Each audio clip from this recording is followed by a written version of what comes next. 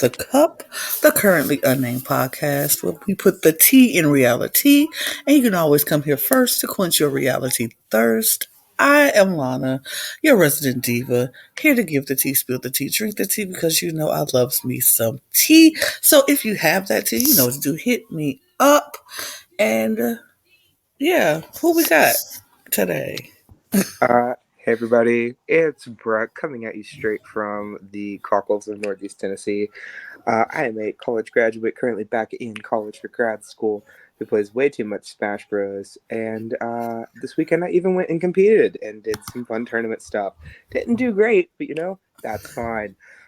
And lately I've been playing Spyro 2 Ripto's Rampage from the Spyro Reignited trilogy this past week or so. And I'm excited to talk about a Royal Rumble. I'm drinking a slushie from Pokeball. A-, whatever, we'll see what it is. But who it is Wes Reed, and I'm here to talk some wrestling. So that's what we're here for, and we can get started on that.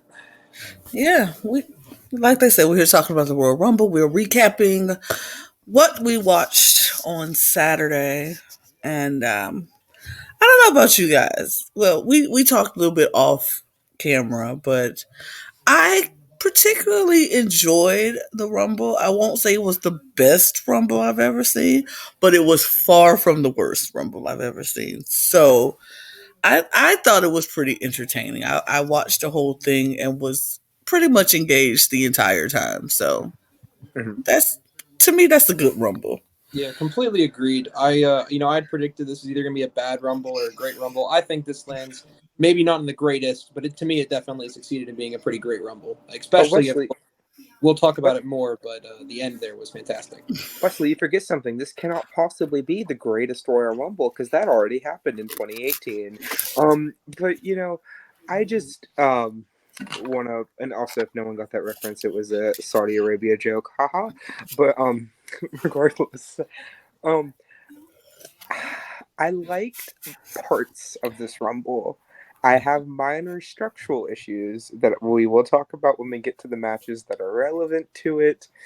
But I think for the most part it was a really good Rumble. I also just watched it with some really good company, so that was fun too.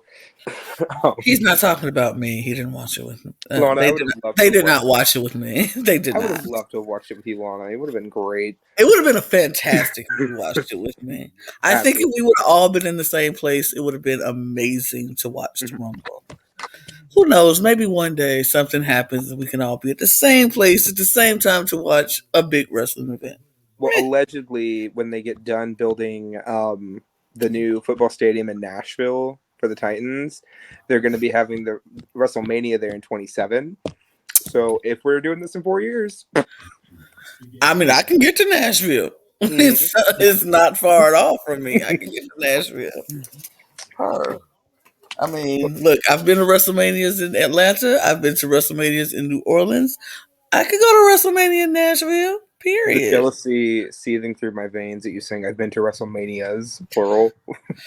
Yeah. Oh, I've been to 3 WrestleManias in my lifetime, babe, and it will not be the last. Anytime it comes close to where I am, that's where I'm going. I'm going. I'm making my mission, my life's mission to go.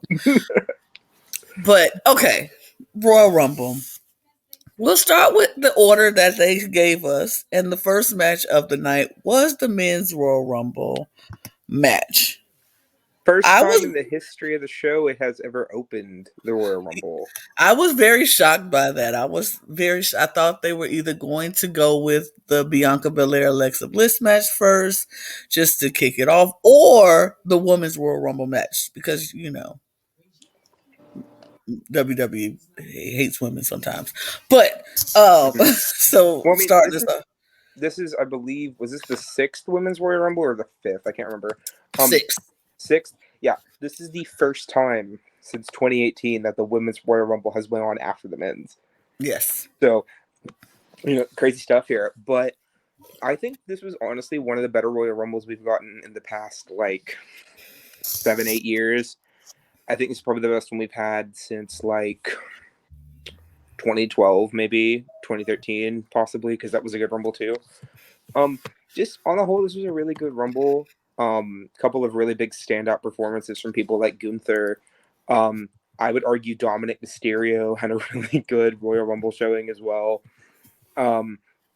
Sheamus went 52 minutes. Like, we're not talking about that enough either. And of course, the prodigal son himself, Cody Rhodes, did what we all predicted he would do. But it was a really good Rumble. I really enjoyed it. Yeah, I think it was a perfect example of we knew what we needed and we were given exactly what we needed. We had some amazing performances. I think that for, as a Rumble goes, I would say it's one of the harder Rumbles to find a bad performance in the men's Royal Rumble. I think everyone did pretty well, and we had a lot of talent. Of course, the only thing to note was we had some talent missing, right, Lana? Yeah. So yeah, a lot of people missing. This is one of those structural issues I was having with the match, with the show, because just for context, we're not sure what day this is going to go up. We're recording this on Tuesday the 31st. So Raw happened last night. And we saw Rick Boogs come back on Raw last night, and we saw Dolph Ziggler return on Raw last night. Neither of them were in the Rumble, which I have issues with that. You have people like Mustafa Ali, who is just an incredible talent. We did not get a single NXT wrestler in this Royal Rumble at all, outside of color commentary Booker T from NXT, if you really count that. And also, on top of that, we really only got 2 surprise entries with Logan Paul and Booker T. And when you compare it to the women's match, which had surprise entrants, NXT people, a couple of returns even, it was really easy to tell the difference as to which one was a better format. And this is one of the few times I think a 40-person Royal Rumble would have been way better. Especially considering that we had people like Chad Gable, Otis, Street Profits. You could even make an argument for the New Day, as much as I love Kofi and Xavier. That, people who aren't going to win the Rumble, they're in a tag team, established in a tag team. We know they're not going to win. And a lot of them just kind of took up a slot when it could have went to other people who, maybe they didn't need to be in the Rumble and also would have probably taken up a slot, but they're in singles positions versus other people who are going to be in tag team matches at Mania, if at all.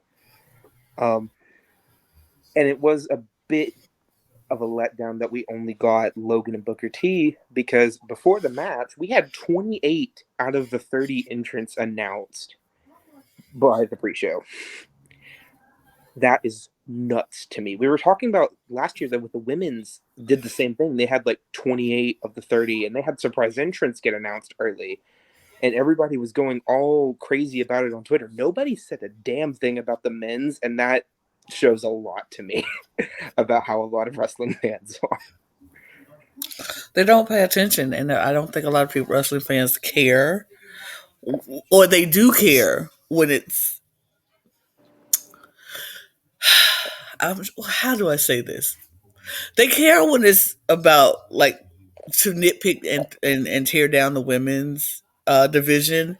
They'll tear that down. They'll nitpick. They'll find things to talk about, not like, and da da da da. But when it comes to the men's division, as long as they're wrestling, we don't care. As long as they're out there doing their thing, it's interesting to me. But Lana, quick question before we continue: is it recording? Because I don't see the recording thing on my screen. It is definitely recording. Okay. Just wanted to make sure. It is definitely recording. An hour into it and be like, "Oh God, we didn't press the record button." Oh no, I definitely did do that. Just wanted to make sure.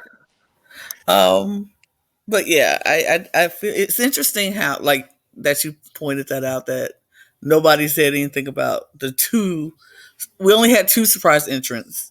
We knew pretty much most of the entrants before, like by pre-show. We knew who were going to be there, and nobody cared. It was just like, okay. And even the surprise entrants were kind of like, eh. I think the only one that was like really cool to me was Logan Paul, because, and even then, I'm not even a Logan Paul fan, but it was nice because he's good in the ring. We can't deny that he is very good in the ring. And after that spot, tries to deny it looks pretty crazy. Yeah. But Booker T, it was in Texas. We, I figured we'd either get Booker T or Shawn Michaels, even if it was just a 2-second Shawn Michaels spot. But, it didn't. The Rumble itself was great. Really good storylines through it. You have Dominic Mysterio. I will say this to the cows come home. I think Dominic Mysterio has just turned into a star off of this one match. Because granted, he wasn't really doing a lot different from his Judgment Day stuff, but a lot of what you're seeing from Dominic is really great character work. And people are like, oh god, I hate Dominic Mysterio, but that's kind of the point. You're supposed to. And he's doing it in a really compelling way that, Rey probably could not have done a lot of the things that Dominic is doing right now, character-wise. Rey Mysterio is always going to be cheered no matter what he does. Dominic is such a natural heel, and I didn't really expect that, especially when he first debuted against Seth Rollins in that street fight thing that they did at SummerSlam a couple of years back. He is kind of killing it right now in the best way possible. Also, we got to further into the Dominic Rey stuff with the mask. It was great. With the Dominic Rey stuff too, it's hard to not see a comparison to an early Cody Rhodes, perhaps. When I look at Dominic, what he's trying to do, and perhaps this angle will accomplish that, is he's trying to rip himself away from the shoulders of his father, right? And we already saw Cody went through hell and high water to accomplish just that fact. So I think that there's some interesting themes there. There's some interesting, cycles of generational talent that we're starting to see. And I think there's a lot of questions kind of brought up with this Rumble too, which I found super interesting in general, is that I almost felt that this Rumble asked more questions than it gave answers. Mm-hmm. Almost definitely.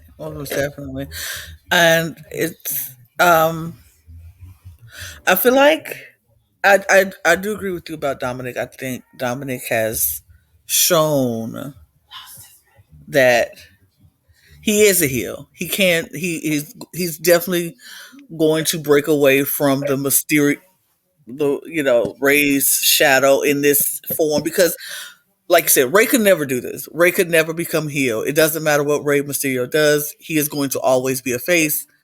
People just love Rey Mysterio. He earned that. He earned this path. Brook, I'm about to say mute. I'm sorry. It's okay. But yeah, he earned that right to be just Rey Mysterio. People are going to love him. Dominic is trying to establish who he is, who he wants to be as a wrestler, and I think this heel journey for him is actually really good because he's doing his job. Mm-hmm. People don't like him, and that's the whole, like you said, that's the whole point. And he does so well because he gets on my last nerve. I'm like, and this storyline, oh my god, about prison and his whole prison stint. Stupid. It's so stupid. It's funny. It's so dumb. It's right. You know what I'm saying? It's something that's so stupid. It's so right. Because it's like, we all know, bro, you could not last a day in prison. You were in a holding cell, but okay, sure, you're the mean streets in prison and whatever. But, and the fact that he has people like the Judgment Day backing his story up, like, yeah, he's the big man. And like, you got a Damian Priest and a Finn Balor who could like fling Dominic Mysterio, like fling him for real.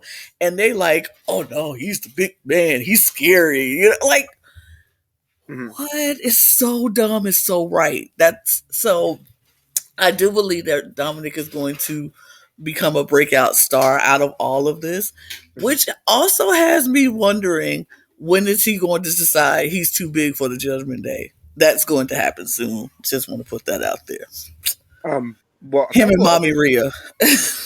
Dude, okay. The mommy stuff that he does with her is like the best way to make this man get booed, because it is so pathetically transparent, but at the same time it's working.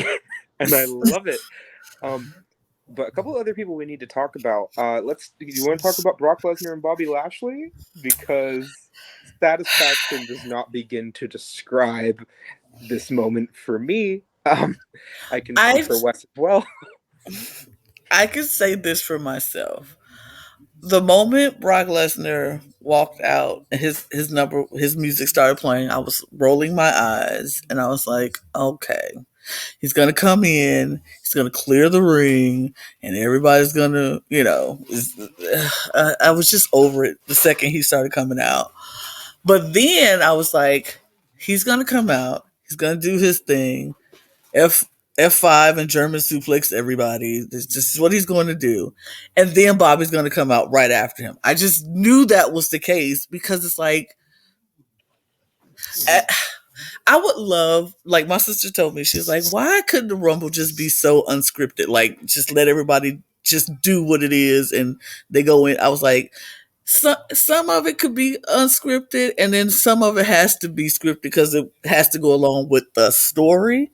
And this went along with the story. We needed Bobby Lashley to come out right after Brock Lesnar so they can have a moment. Now, I thought it was going to be a bigger moment. I didn't think it was going to be just Bobby doing what he did and just I'm not tossing them over. complaining about it. Oh, I'm not complaining at all. I literally cheered very loudly by myself in my house when he got tossed over. I was like, yes! Same Yes! bump he took when Drew McIntyre claymored him over the top rope too. I don't know if anyone noticed, but it was the exact same bump, like the handstand over the top rope bump, same bump. Wes can attest. I literally said the exact same thing when Brock came out. That Bobby's gonna come out. It'll be fine. Don't worry about it. I do feel bad for Chad Gable, Santos Escobar, and Angela Dawkins. Yes. Because they kind of got fed here, like pretty badly fed to Brock Lesnar. I also feel really bad for Xavier Woods because he kind of just got fed to Gunther. Now, again, I love Gunther a lot more, but you remember when Xavier Woods won King of the Ring and that was supposed to be this really big deal? What happened? Yeah, it's definitely not one of the storylines that WWE is focusing on. And that being said, I think that are the next steps, right? If I had to look into like the next 5 weeks of like what they're going to need to do, is they've opened up a couple storylines before the Rumble, and now they've made a couple new ones. We're gonna have to see where they want to focus and how they're going to go about that. And I think that's probably one of the bigger story points to go off of from this Rumble, because as you've already said, there's a bunch of new opportunities and also a bunch of new storylines. You know, as an example, we saw the continuation of Lashley and Lesnar, right? We got that continue on, and the multiple brawls that we saw, right?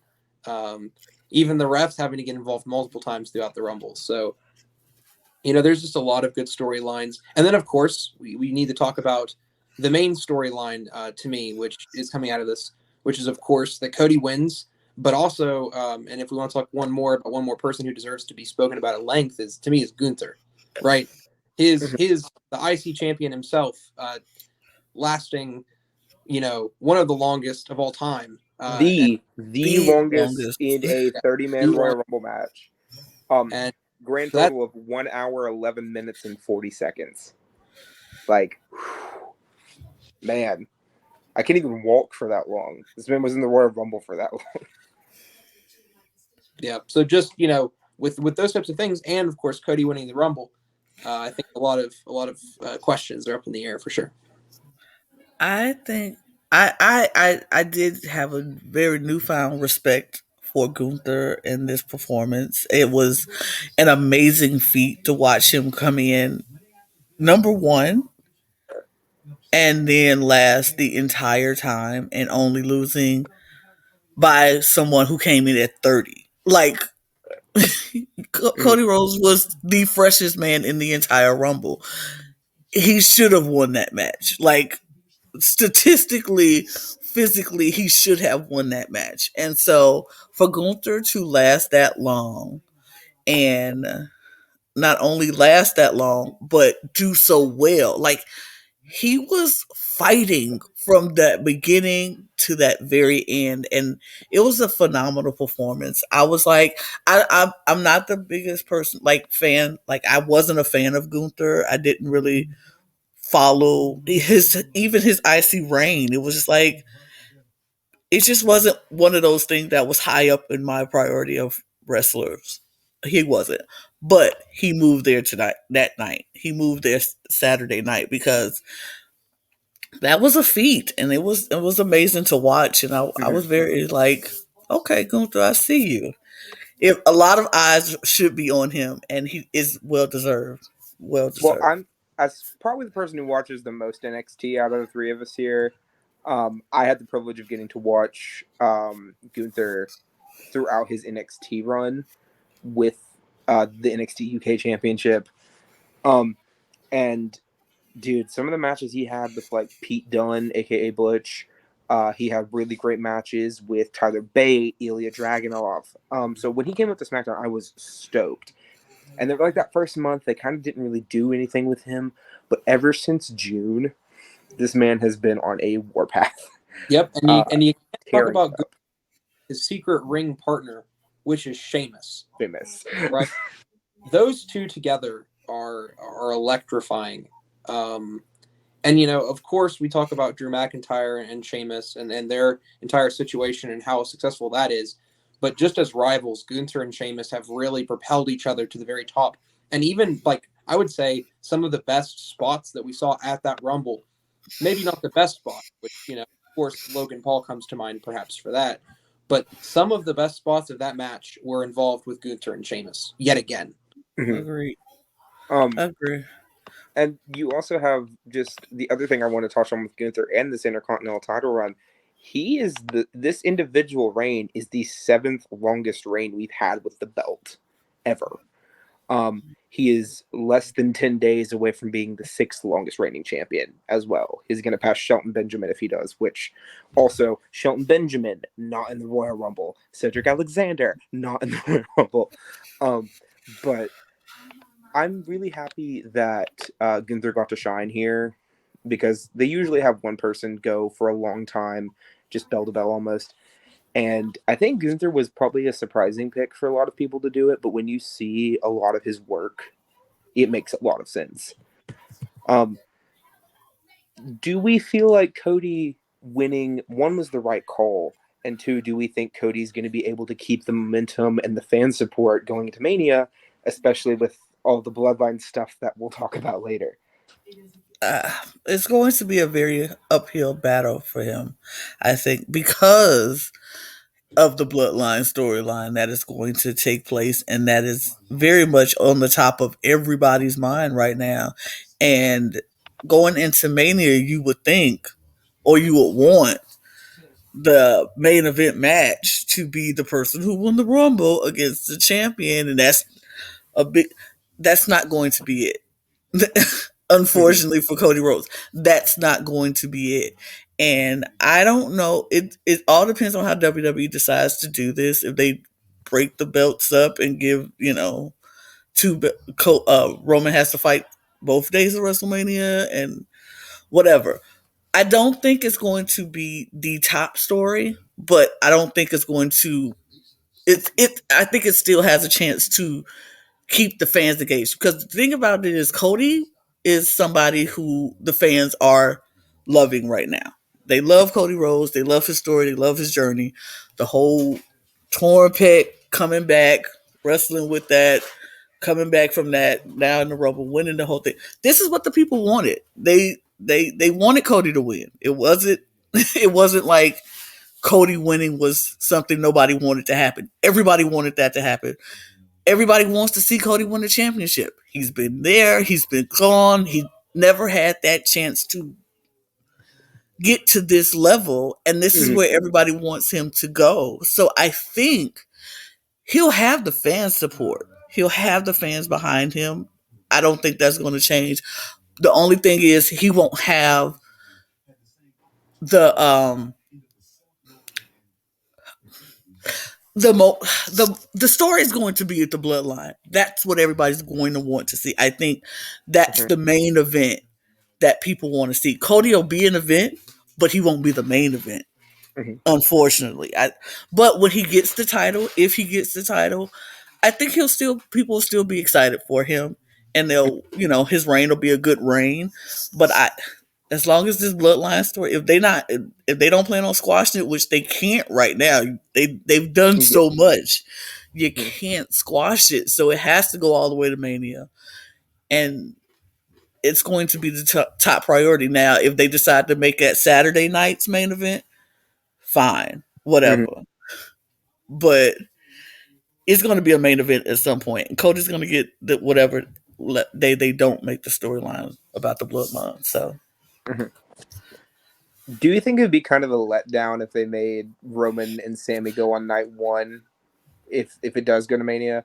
Because to me, Roman, because Cody, if Cody wins a belt at Mania, which 99% chance he's going to, in only one, it needs to be the WWE title. Like, it has to be the WWE title.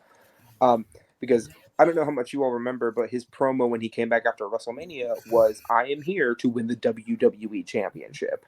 Yep. Right? Um, and him winning the Universal title would kind of suck a little bit. Like, as much as I love what Wes, I'm sorry. I mean, you're right. It's not going to happen. If he's only going to compete for one belt and not be undisputed, I would definitely have to imagine that it's going to be the WWE title, and that brings up to a point, which is it's not like we're going straight into WrestleMania, because Mhm. as we said, there are a lot of different directions they can go and a lot of questions to be answered. The bloodline and the spilling of the bloodline is one of those questions, and as much as we'd all like to see it go to WrestleMania, something that we should talk about as well is we have another pay-per-view to fill, and Mhm. that pay-per-view is Elimination Chamber. And Yes. when you look at the bloodline storyline, we can't imagine Roman Reigns without the bloodline. Right? That is the core piece of what's going on right now. So in some way, either Cody is going to have to get entangled into this bloodline storyline, which has a large chance of going really badly, or they're going to have to keep him separate and resolve the bloodline early at Elimination Chamber. If they're truly trying to do the Cody Mania and making sure that all eyes can be on that match. And so to me personally, and I'd like to know how you guys feel about this, I have a high chance that I think that there's going to be some type of consensus, maybe even by Elimination Chamber. I think that it would be very hard for me to see Roman dropping a belt at Elimination Chamber, because he's not going to be in a chamber match himself. We've already been told on Raw that it's going to be a U.S. title match in the chamber, and the women's championship match at Mania will be decided in the Elimination Chamber for Raw, because we'll talk about that when we talk about that. But I unless they do some sort of weird triple threat situation here where Roman doesn't get pinned to lose the belt, I can't see a world where Roman drops either belt before Mania, especially without Money in the Bank involved. But Agreed. that's just me. But also, not every storyline has to end in a belt, right? We've talked about that, Mm-hmm. that's something to consider as well. And I could see, because the belt's never really been the important part of that storyline, and I don't think it'll begin to at Elimination Chamber or at Mania. Mm-hmm. We'll see how we'll see how the WWE handles it, but there's obviously a lot of unanswered questions. That's why tuning in soon will be so important for trying to answer those questions, like the Usos, like where what is going on with the bloodline in general, mm-hmm. Because we don't even know if there will be a bloodline. Period. Mm-hmm. All Yeah, three men a bloodline. I don't think it's going. I think seeing what happened, and we'll talk about what happened when we get to that match. I think we already know that the Usos are going to lose. Well, they have a SmackDown Championship one going on for that belt. Mm-hmm. So, and then since they're doing the SmackDown tournament for that belt, I'm sure Raw somebody will come up and want the Raw Mm-hmm. championships from Raw. I don't know if the Usos are going to lose. I'm see.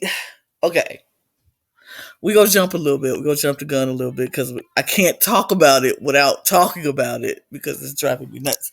Um, with Jay walking the way Jay walked, I see the Usos actually, the bloodline doing that split down the middle. Of course, I think Jay is not going to go back to the bloodline. I think Jimmy is going to stay in the bloodline. So I think we're going to lose the Usos. It's just not going to happen. Solo is staying in the bloodline. Jimmy is staying in the bloodline. Jay is not. Jay, I can see do a tag team. If they do a tag team with Sammy, because Sammy and Jay have grown that bond. I think that's something that we can look for. We can maybe possibly look to see if, unless they decide to give Sammy a chance to win the championship, which is possible also because Sammy is the hottest thing right now in WWE. There's no question about it. People None. can say Sami Zayn is now the hottest commodity in the WWE right now. So Sami Zayn can win a championship, win one of those belts off Roman, and crowd will go crazy. People will love it, and I think he'll still have the loyalty of Jay in his. That makes me. I just don't know what's going to happen with the Usos. I think they're going to lose both belts. They just have to at this point. I definitely think that whoever wins the SmackDown Tag Title Number One Contenders Tournament will take the SmackDown Tag Team Championships off of the for Usos. sure. I definitely think that right now I'm leaning towards that being Ricochet and Braun Strowman, just because they got put in the Royal Rumble, and I believe the other team is Imperium, and they didn't.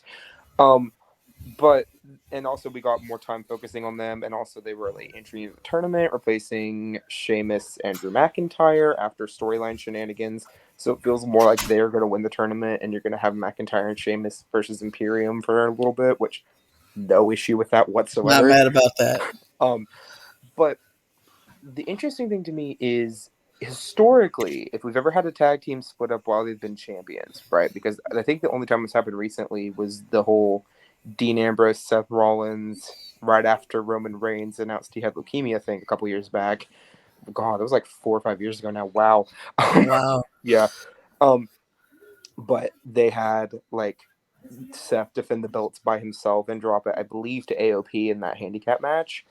But I would love to see like the Usos being forced to defend the belts as a team, and then them lose them as a team.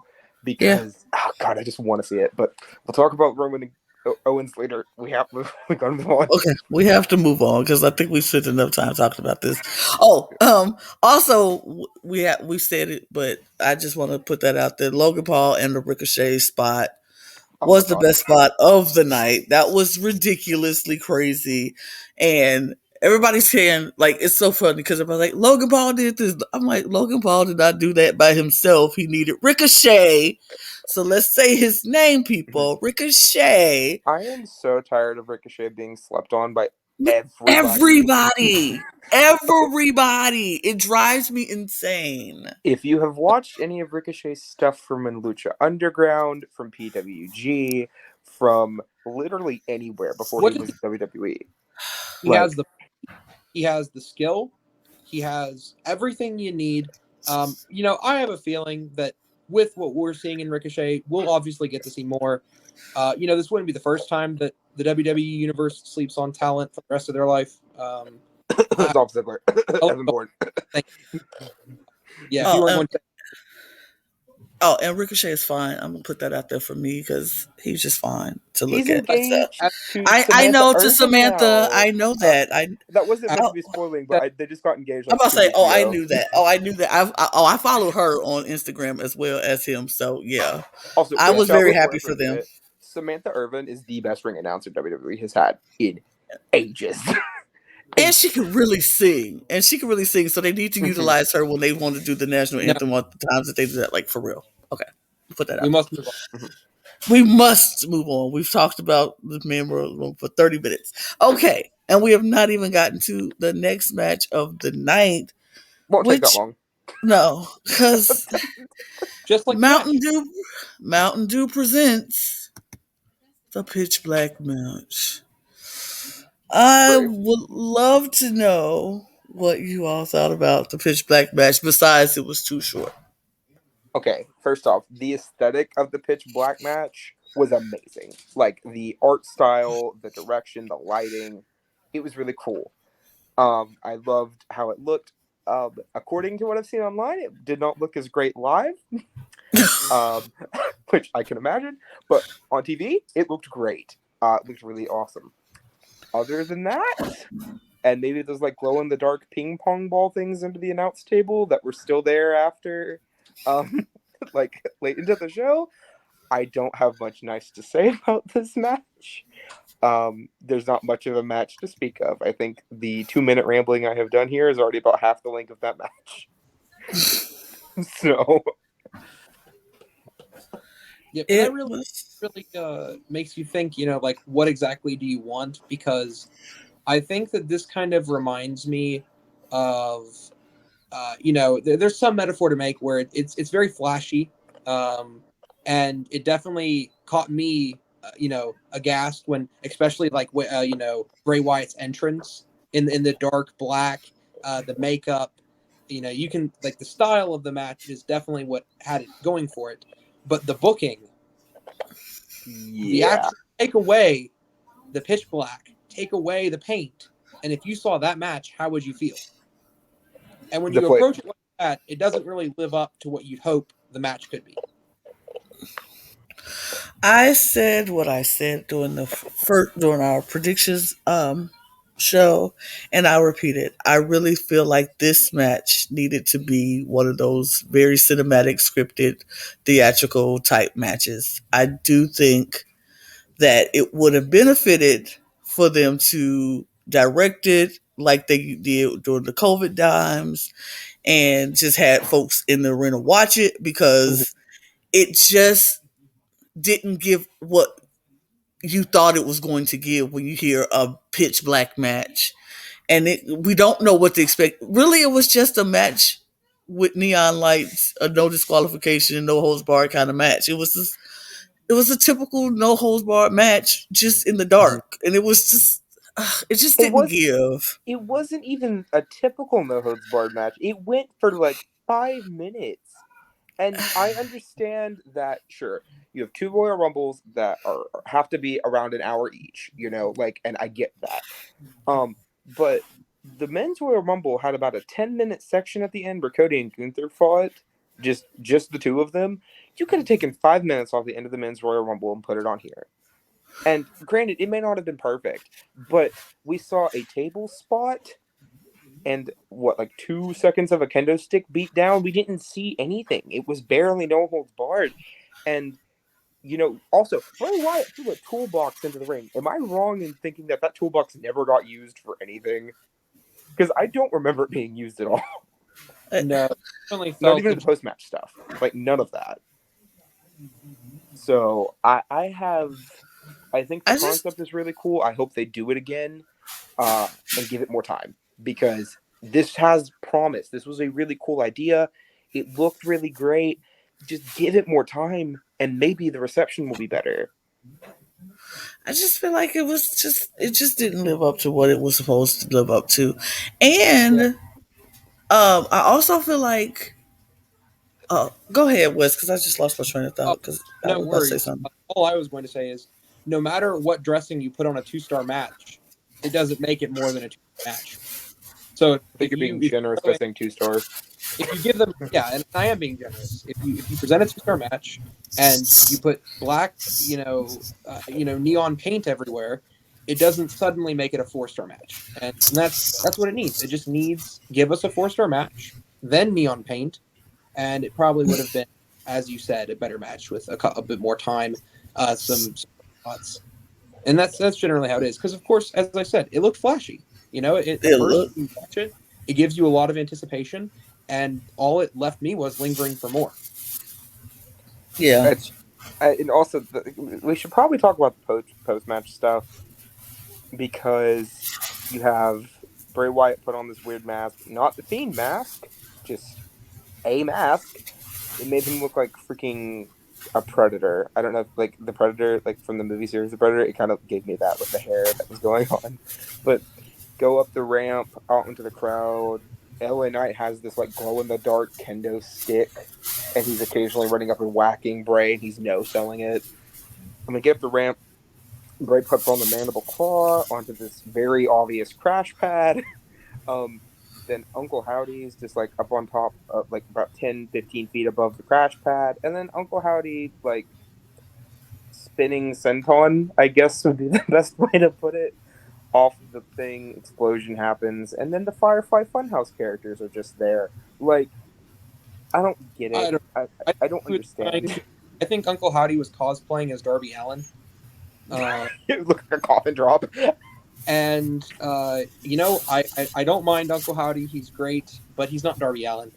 And that's about as much as I can say about that after spot. And at least if you're going to do the spot, try to aim like near the wrestler, right? Yeah, don't make it look like a spinning elbow drop, because that's what it looked like to us in person. Like, yeah, I just wanted more. I didn't get more. That was the only thing I could say for that night. I mean, LA Knight did what LA Knight could do in this match. I can't even I don't want to even fault him or Bray for it just wasn't like you said, if we had more time, well, they could have done more spots and we could have had more stuff. Like, 2-star match, literally, like you said, graciously giving you 2 stars. It was just, it had the potential to be a 4 or 5-star match, but it just lacked time. Yep. And speaking of time, we don't need to give any more time. It's really over it. But go ahead, Brook. You look like you have something you want to say. Yeah. One more thing, though. The last thing about this match, because we do need to move on. I will give them credit. I liked the table bump. I think the table bump with like the exploding, like glow in the dark ball, ping pong ball, whatever confetti thing, that was really cool. But that's all we can really say about this. Is it looked cool, but it gave nothing. It looked cool. It gave nothing. But okay. One more thing. Pat McAfee was on commentary again, which is, we didn't mention it earlier. Always a win. Always a great thing. It was funny because even Michael Cole or Corey Graves had no idea. Mm-hmm. Actually, they were was probably the best surprise of the whole night, because everybody was genuinely and actually surprised that Pat McAfee was back. Yeah. I like Pat McAfee. Is he the best on commentary? No, but I enjoy his energy. So there we go. You can tell he's just happy to be there, though. Exactly. Which is great. I really like people who are just... The commentary desk needs a Dusty Rhodes. Well, that's very fair. Agreed. And that's he's the everyman. I love this. Wow, that's cool. I agree. I agree. But the next match of the night was the Raw Women's Championship match of Bianca Belair versus Alexa Bliss. And overall, I liked this match. I just wish it was more. I think this is their lack. Exactly. I think it's the same thing from the Pitch Black match. It had the potential to. Wasn't this a great to see on a regular Raw? Yeah, exactly. So true. Very true. I would have loved this on Raw. Well, I would have loved this match if it had been on Raw, because it was like, great. It just needed more. And like you say, if they would have taken 5 minutes off the Rumble match from the men, 5 minutes off the Rumble match from the women, stuck them in these 5-minute matches from these 2 matches, it would have added something. It was just, they needed more time. The crazy part for me here was that this build, honestly, was great. Like, you have a lot of really cool stuff happening and a lot of like really good storylines developing. You have Alexa Bliss and the whole Uncle Howdy stuff going on. You have Bianca Belair, who's like, yo, we used to be cool. What the hell? Like, there's a lot going on here. And it got nothing.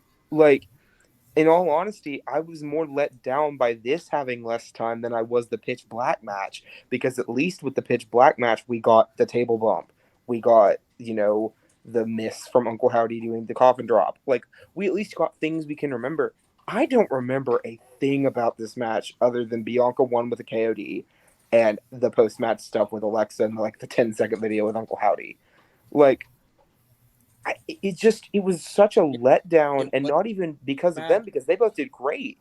They just it would have didn't been great to build up to a pay-per-view. Yes. But this is pay-per-view. What happened?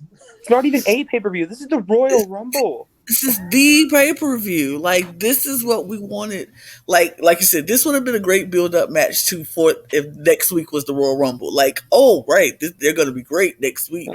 No, this was it, and it was not what I was expecting. Alexa Bliss and Bianca Belair are great wrestlers, and they did a fantastic job with what they had, but it just the lack of time. They didn't get to do anything. There was no cool spots, like you said. There was nothing that we haven't seen on Raw or SmackDown or any other regular show. It's just like, yeah, I almost feel that the Raw before it, where we saw Howdy, look at Bianca, right, and sabotage that match, felt much more befitting of this than even the match we saw here. So it just makes me wonder if, perhaps they thought maybe we'd be over palated with what happens later in the Rumble if we would have gotten too much. But what is too much? This is the Royal Rumble, for Pete's sake.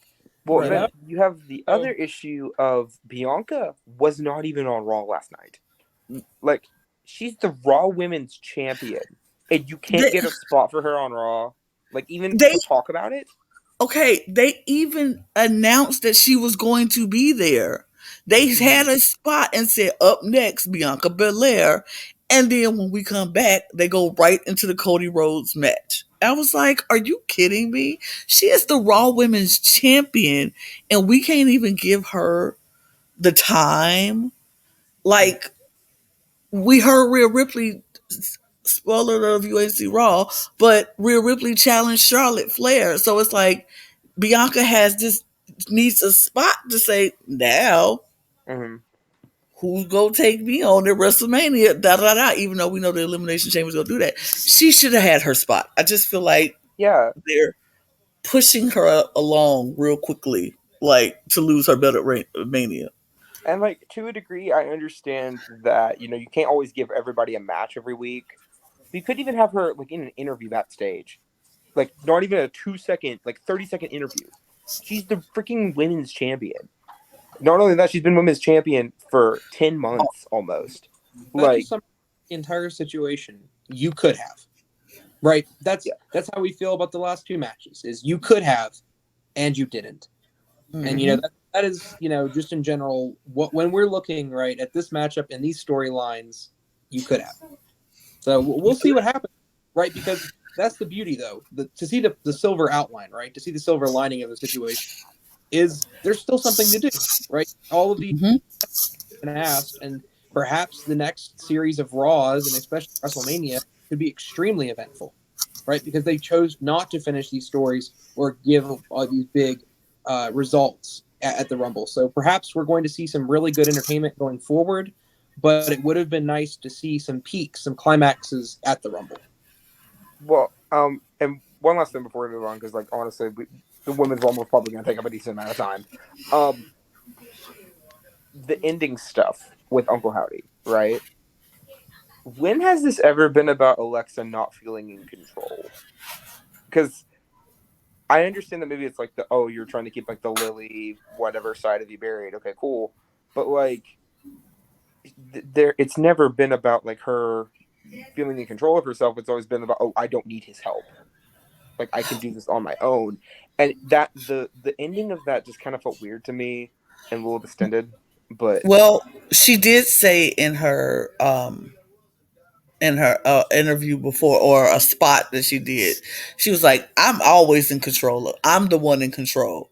So when she said that, that's when the thing came in, you think you're in control, or you think you still have control. So Uncle Howdy's thing is like letting her know that she has no control over what she does. They have the control. So I think that's what that spun from, her saying she has control.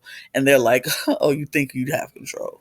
Yeah, that's fair. So, but all right, let's move on, because now we got to the second Royal Rumble match of the night, the Women's Royal Rumble match.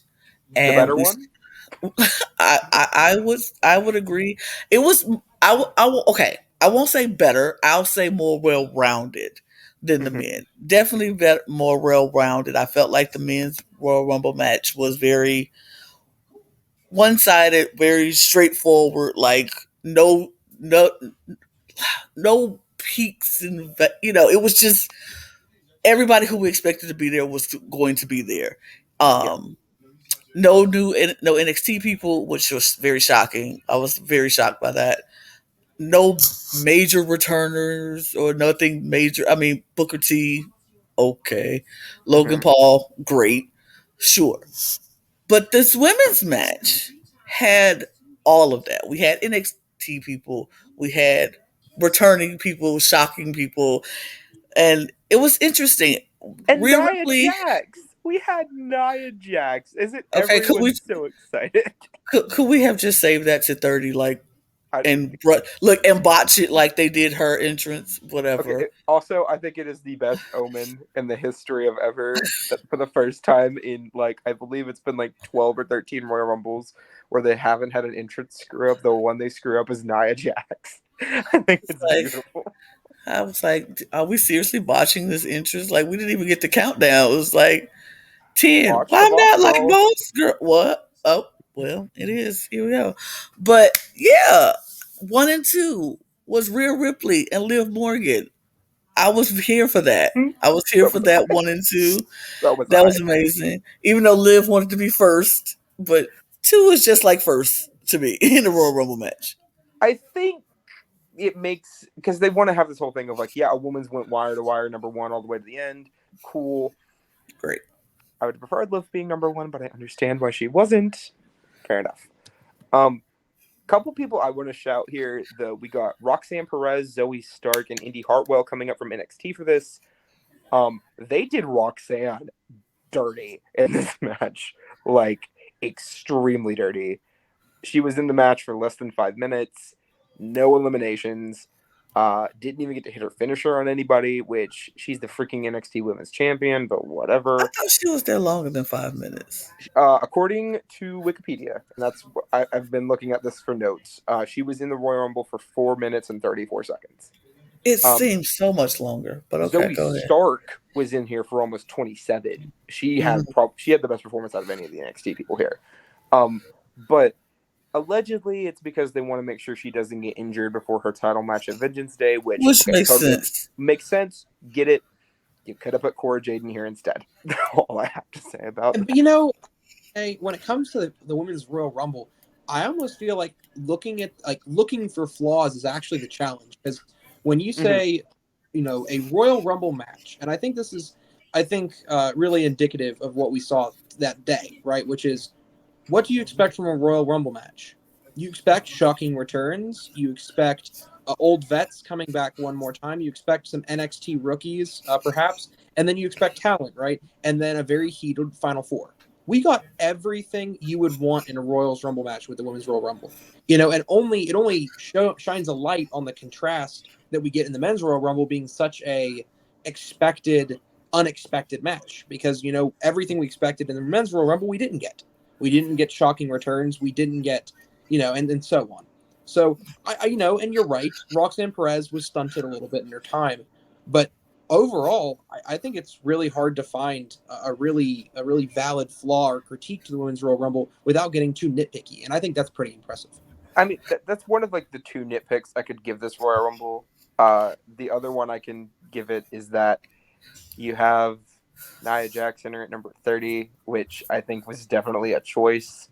If you wanted to have like a big return or like a big moment for number 30, why would you put someone that the crowd is not a fan of at number 30? To me, that slot would have been tailor-made for Asuka, coming out in her Kana paint from Japan. you could have also had that swap be for Michelle McCool, who the fans love, like, to this day. You could swap those numbers, and I think it would have made the match feel a lot more cohesive. But other than that, those are like the only two complaints I have here. You have Piper Niven. Her name is Piper effing Niven. No longer Dewdrop. Beautiful. Zelina Vega winning the Ring Gear of the Night award with the jury outfit from Street Fighter. That was dope.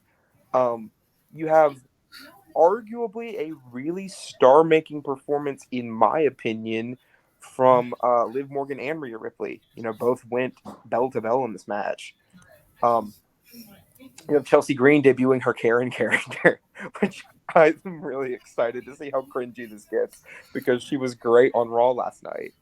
And also Nikki Cross made the final four of a Royal Rumble. I don't think anybody would have called that going in, but not only does she make that, she's going to be in the Elimination Chamber next month, which is great for her.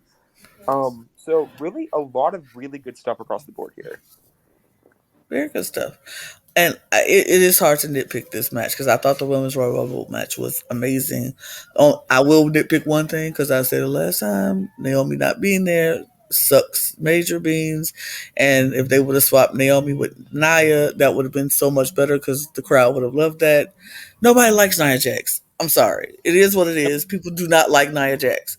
And why put her in this match, even if she's not going to be signed to wrestle full time? Like, she's not even signed to the WWE right now. They just put her in there just for what?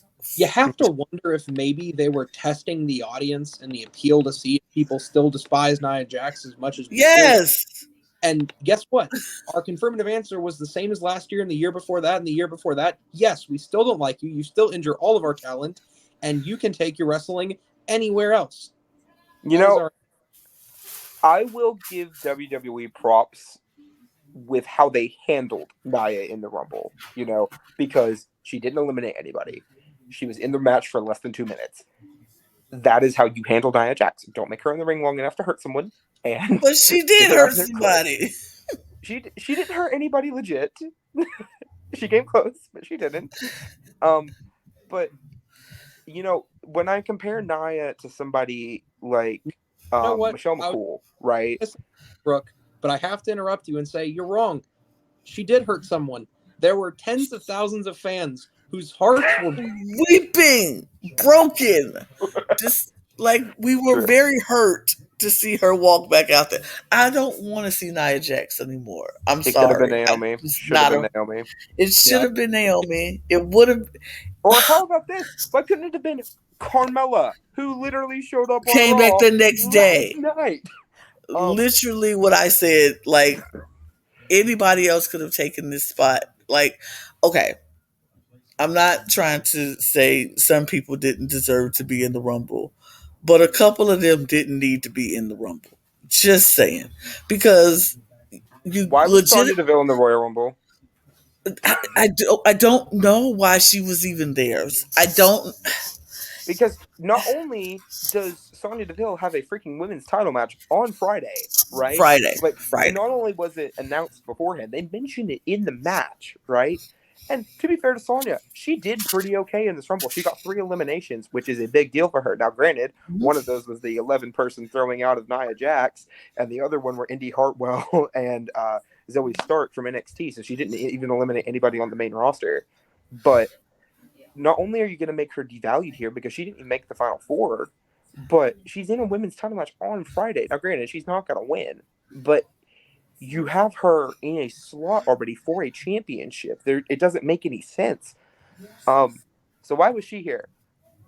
That's my big question, especially when we could have had Carmella come back at the Rumble instead of the night after on Raw for reasons.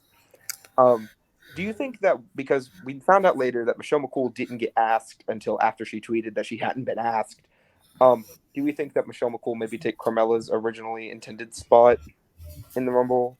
Maybe. I mean, again, it's hard to speculate because, again, what if Carmella was asked and for some reason couldn't do it that night and could do it a night, the night after, right? We don't really know.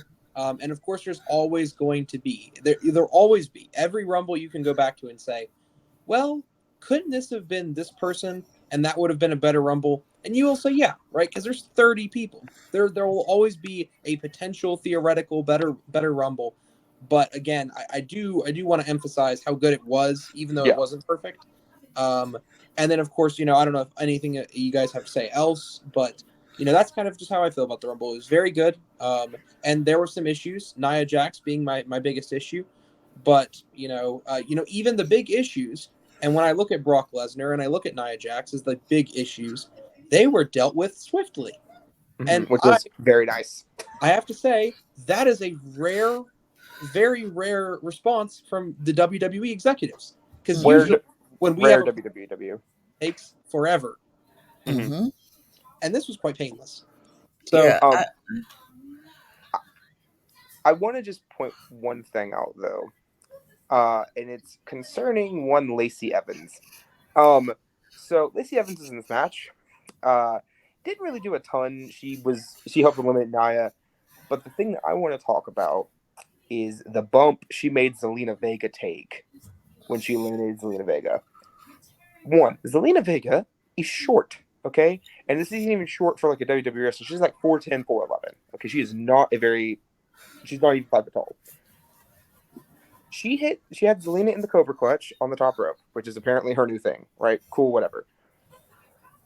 Drops her from the top rope onto the floor face first. Okay. That's like a 15, 16-foot drop. Normally when they do a spot like that, it's to the apron and then to the floor. Zelina took that entire bump. yeah, like a tank too. I also shout outs to Zelina Vega because you did really amazing in this match. I loved your soul spot with like Xia Li doing like the Street Fighter that thing was on the apron. That was awesome.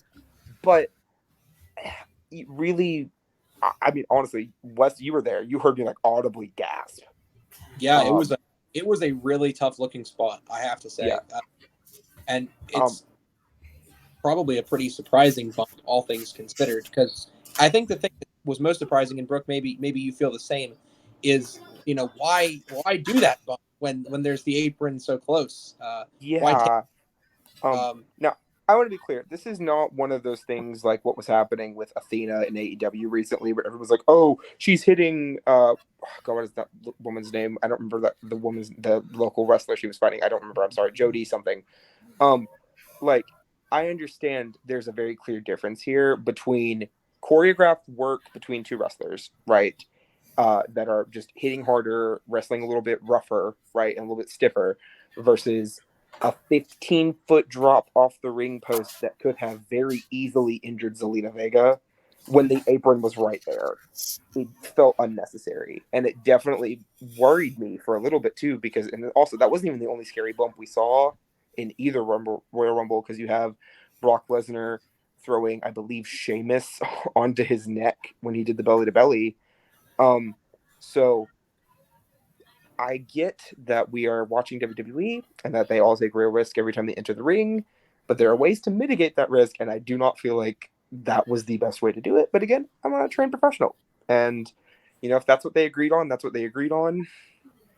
It was just hard to watch that one spot in particular. We had Nia Jax on the screen, so the fact that we only have to recognize that there were two scary bumps is a blessing. Correct. I agree. Thank goodness for that. Small favors. But yeah, overall, I thought the Women's Royal Rumble match was the better of the two. Yep, Very well round, except for Nia Jax. But we also had a Brock Lesnar, so I think that balances it out. And also the final 3 spot with Asuka, Rhea, and Liv. Okay. Oh, go ahead, because I got 10 something out of to say 10. about this. That is one of my favorite Royal Rumble endings we have ever had, men or women's. Super creative. Great way to introduce Asuka using the blue mist, which, if you follow Japanese wrestling at all, the blue mist is supposed to be like the blindness mist. Like the different color mists have like different effects and whatever. The blue mist is supposed to be the blindness mist. So you have Asuka, trying to hit Rhea, hits Liv on accident, right? Rhea knocks Asuka off the apron, goes to, she's being cocky because, it's Rhea Ripley. It's very into with her character. Liv instinctively hitting the Jersey Codebreaker. Rhea, holding on to that top rope and ends up pulling up, doing the head scissors to take Liv off the apron, right? Great sequence. Amazing sequence. And also, we get Rhea Ripley and Liv Morgan as the final two in a Royal Rumble. I'm just going to say it. I called it, and I'm very happy that I called it. But you also have two incredibly talented women who really do not get enough shine by this company most of the time, getting an insane amount of star-making moments in this Rumble. Great on both of them. And thank you for not ruining Asuka for us, WWE. We really appreciate that. Great work by Rhea, great work by Liv Morgan, and great work by Nikki Cross. So just, exception. Yeah. That's what I was going to say. I want to give some props to Asuka, and because first of all, that entrance was amazing. That mask was awesome. When the music hit, I was like, yes, this is what I wanted to see. Then when she came out and I was just like, oh. And then when she took it off in the paint, I was like, yes. I love this Asuka. I love the whole it's kind of like the old Asuka when she's kind of like but it's kind of like a sinister kind of like she's smiling in your face, but she finna beat you down at the same time. Ugh. Maybe it was just me, but did she not feel like the Asuka that we saw when she first yes. Also, I don't know if either of you watched Raw last night, but you watched Carmella and Asuka's segment where Asuka's just sitting there menacingly and Carmella's like trying to intimidate her, but Asuka's just looking at her, and then she just shows the blue mist just started coming out. Yeah. It was so good. Like that's what I'm talking about, because like we're used to seeing Asuka with all the makeup and all this stuff. This was just Asuka plain face, just looking at Carmella, just like, And Carmella's like, oh, you trying to welcome me back? I'm not scared of you. What? And Carmella's like, Asuka's just like, and she just smiled, and then all the blue mist started, and it's just so dang good. Well, the reason we fell in love with Asuka to begin with, like as a fan base, was because of how she was portrayed in NXT, right? And the person who was booking NXT at the time was Triple H. And if we have learned anything since Triple H took over creative, is that he knows how to book Asuka. Well, in the past 2 weeks, we've learned that, since the Rumble and Raw. So we hope that it stays the course, and we hope that Asuka's in the Elimination Chamber. So, also, quick note: Elimination Chamber for the Raw Women's Championship. The final 4 from this match who aren't Rhea Ripley, so Asuka, Liv Morgan, Nikki Cross, and Raquel Rodriguez, all already got spots in the Elimination Chamber. Great, 10 out of 10, great booking. There's going to be a Fatal 4-Way on Raw next week with Candice LeRae, Carmella, Mia Yim, and Piper Niven. Winner of that gets the 5th spot. And then somebody, Alexa Bliss, gets the 6th spot. So, how do we feel about that lineup for the Elimination Chamber? Yeah, well, it's a pretty fantastic lineup. There are some people that I would like to see as well, but, you can't complain with that lineup, right? Because you can nitpick that, but that's just a great lineup. Agreed. I like it. I mean, it was a fair way to do it, to say the final 4, besides Rhea, will get that spot. And it's like, okay, then the tournaments or whatever you go do for the next. I think this is a great way to do it. It's a fair way to do it. And you can't go wrong with this talent. Like, all of them are really good. All of them are really good. We have a great women's division. We do. With that being said, I think we can now, as we've spoken a good length about the women's division, we can now move back to the men's division with specifically the best moment. Oh, right. Yes, the best moment of the men's division for a long time. This is it. Oof. Okay, before we talk about like the after stuff and the storyline going into it, just a quick acknowledgement. Talk about the match, because this match was really good, though. This match was fire. Kevin Owens taking those 2 bumps onto the steel steps. Oh my god!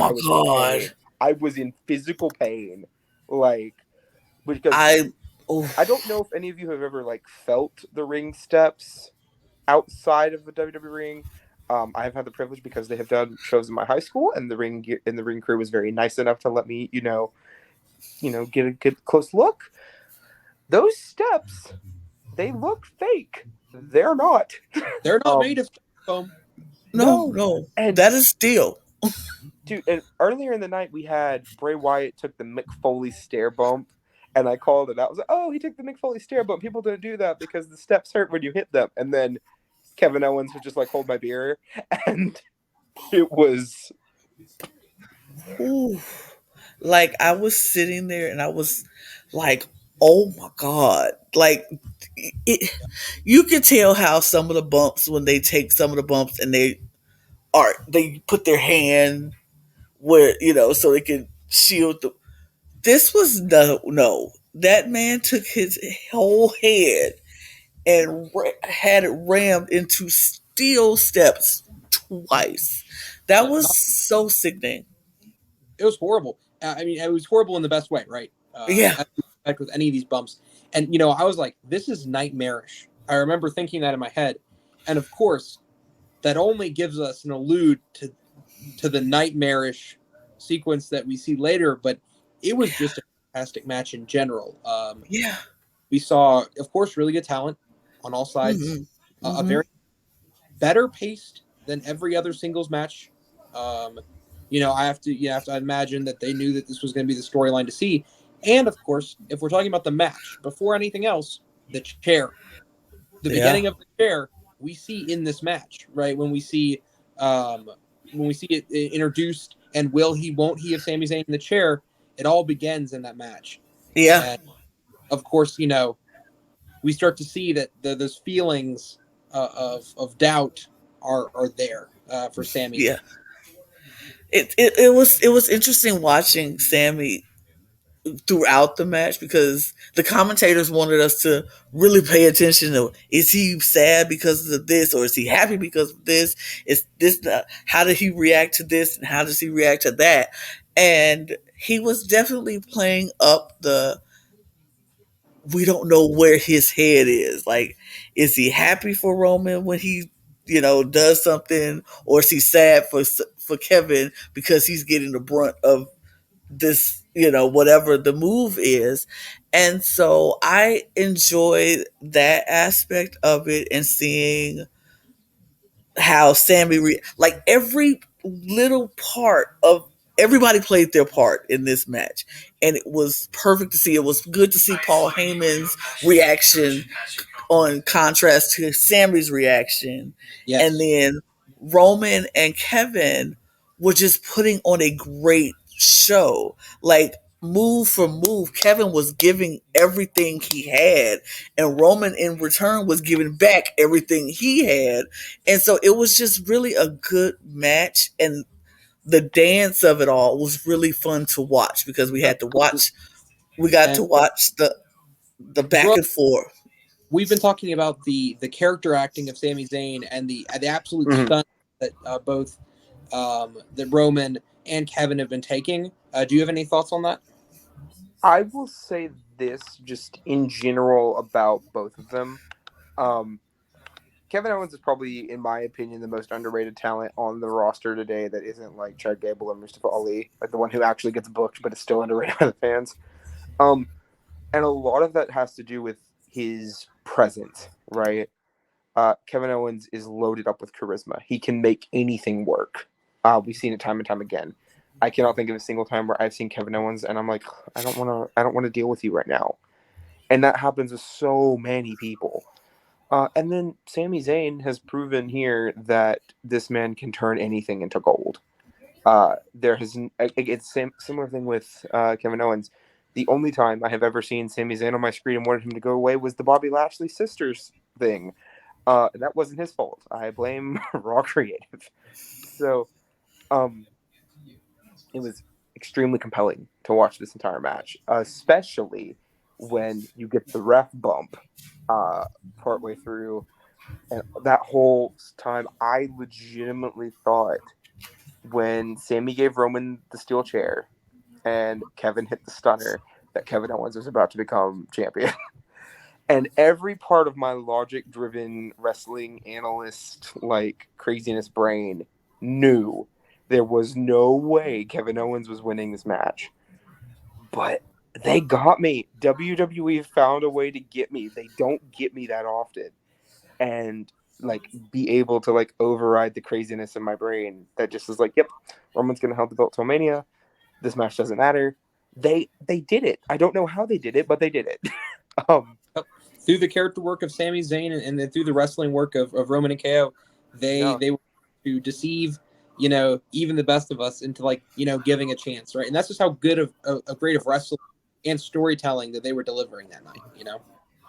Yeah, it was fun to. It was just interesting to watch and fun to see, like you said, how this was, how it just developed throughout the match. Like it was, it was definitely everything you wanted in a match, and it was definitely led right up perfectly to how this match ended. Like the build up was amazing, and that's how WWE got you, Brooke, because they got me, and I'm like, it was, they just did it so perfectly with this story with, and it's all about the characters. If KO and Roman and Sammy were any like, I think they were like at 110% that night. Like they were there. If they would have been 75%, it wouldn't have been the same thing. We wouldn't have. They had to be on it. They had to be Yeah. on their A game, and each one of them were on their A game in this match. I want to give props to Triple H here, just in general, because one thing that WWE has been criticized for a lot since, like, I don't know, 2005, 2006, is that they don't really do long term booking. That they kind of just go with whatever's working in the moment and then make decisions on the fly. This is probably the first time in a long time that we have seen Mm. a long, beautifully complicated story come out of anything. Uh, this And has it's been still going going. since like WrestleMania, like right after WrestleMania last year was when Sammy started riding the bloodline like on their coattails, and it's been that long, and it's It's been been longer.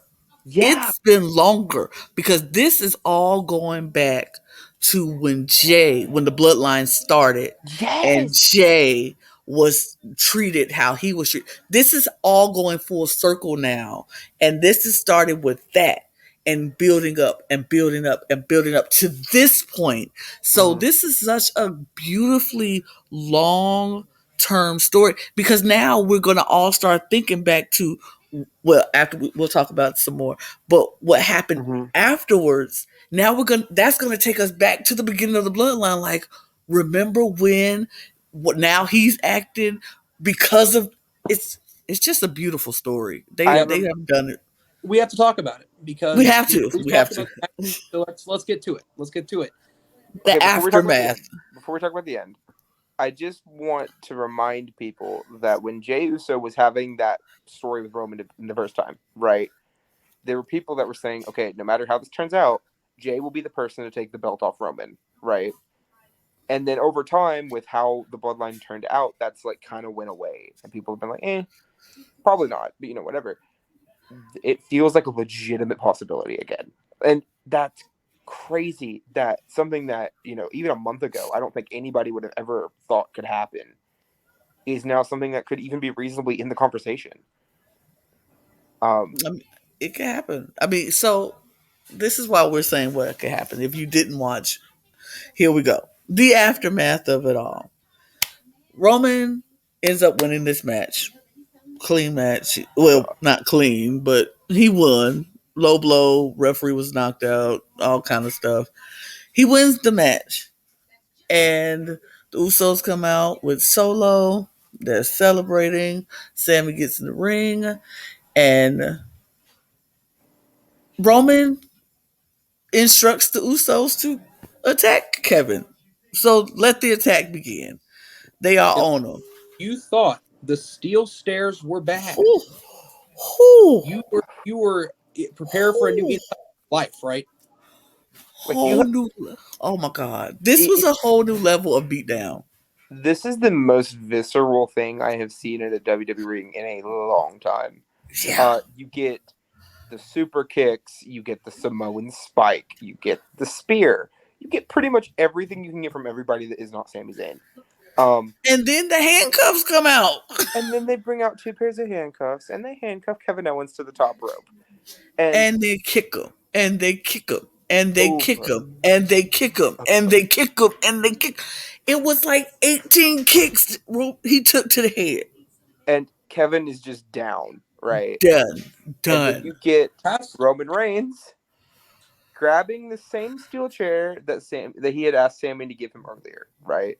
Because during the match, the referee had been knocked down. Roman asked Sammy to get him a chair. Sammy goes and grabs the chair, hesitantly gives it to Roman. Roman turns around and was a stunner from Kevin, right? And then the rest of the match played out how it played out. And Roman goes to grab the chair. He grabs it. He's walking over like he's about to hit him. And then Sami Zayn tells him to stop. He's had enough. He's done. This is beneath you. That was what got me, was when he said this is beneath you. But this brings up very important, right? Because it went from a beatdown to an execution, and we were picking that up as an audience. But just as always, Sami Zayn too was with us in that ring, in that building, as he saw too that this was going from being a beatdown to an execution, and had to intervene. Just beautiful face storytelling, right? Yeah. And the other part for me though was like I mentioned, when he said this is beneath you, right? To me, that made it feel a lot more important and less predictable, because a lot of people are thinking, oh, Sammy's gonna stay loyal to the bloodline and they're just gonna turn on him anyway. And here was when Sammy was starting, you could see he was like, man, I don't know why I'm doing this. This guy's been my friend for 5 ever. And you get this like very emotional moment, right? Where Roman tells Sammy, he gives him the chair and he tells him to do it, right? And Sammy is extremely conflicted. And he doesn't want to do it. And then Roman and Paul Heyman start making fun of him, and Roman gets in his face, and he kind of like pushes him around a little bit, just like he used to do to Jay. Like, and again, that is mirroring in circle.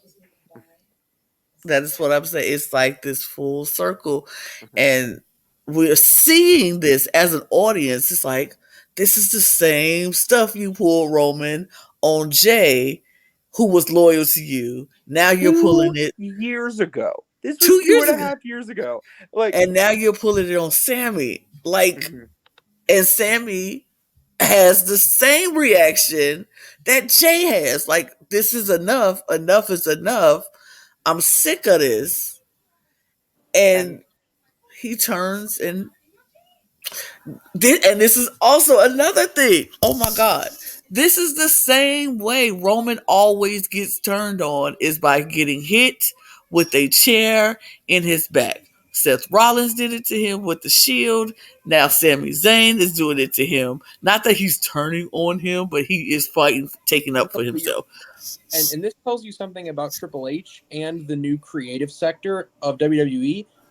Parallelism. Consistency. Yes, it's a consistent narrative. And I don't think long-term narratives, parallel narratives, consistent narratives, these are all kind of new. And, I'm definitely down to see more, because this type of storytelling we would only really see in other companies. But now there's a potential chance that the WWE is going to continue to repeat these. Maybe, with the positive reception, maybe we'll see more of these long-term parallel storylines. I think the big kicker here, it was in other companies or in NXT. Because back when Triple H was in charge of NXT, there was a lot of that, especially when you get to stuff like Johnny Gargano and Tommaso Ciampa, the Revival's feud with DIY, just the Undisputed Era's everything, like all the stuff they did. And it's kind of one of the things that Triple H is really known for, is being able to provide long-term parallels throughout his stories to other moments in the storyline.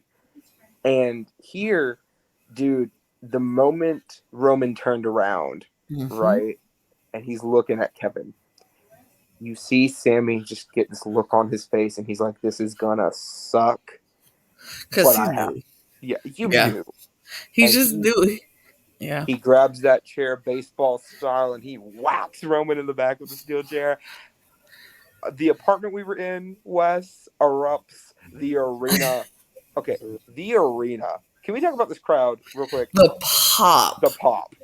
Oh my gosh. That was so loud and so right. Have you This ever heard a louder pop in your life? Because I don't know. It's tough. It's up there. Maybe like it's the up Hardys there. at WrestleMania. I Like was gonna say that. that's I like was the gonna only say one. that. Like that was one of the ones. But like this was so. But the crowd was so invested, which is just a mirror to how I'm sure everybody who was watching at home, they just were able to express how we were feeling Mm-hmm. because in that moment when Sammy hit Roman with that chair, my jaw was like on the floor. I was screaming in my living room, just like, oh my God. Like, this was such a, like, the, I guess, needed moment. Like, Sammy needed this moment, but in that need for this moment to happen, he knew I'm not going to come walk out of this ring like I walked into this ring. Like, he knew in his mind, like, this is not going to be good for me, but this is what I have to do for me.